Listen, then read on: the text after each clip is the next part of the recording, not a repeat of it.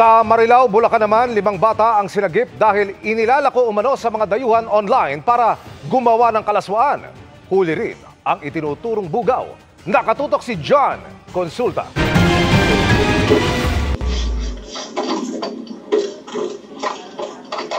Pagdating sa target area sa Marilao, Bulacan, agad kumilos sa mga tauhan ng NBI Violence Against Women and Children Division.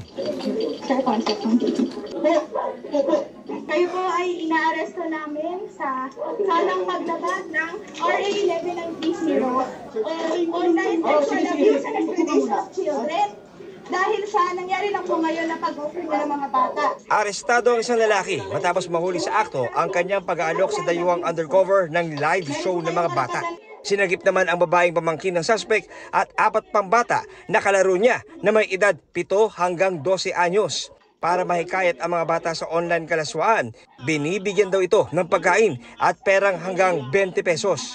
Ginagamit niya po yung mga bata para kumita siya sa pamamagitan ng pagla-live show or pinapahubad niya yung mga bata para masatisfy yung fetish ng customer niya.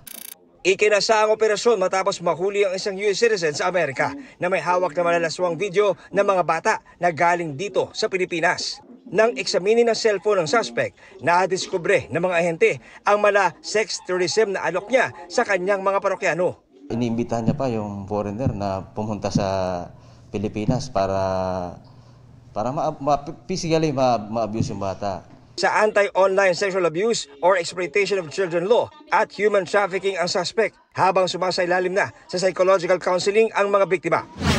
Para sa GMA Integrated News, John Consulta, nakatutok 24 oras.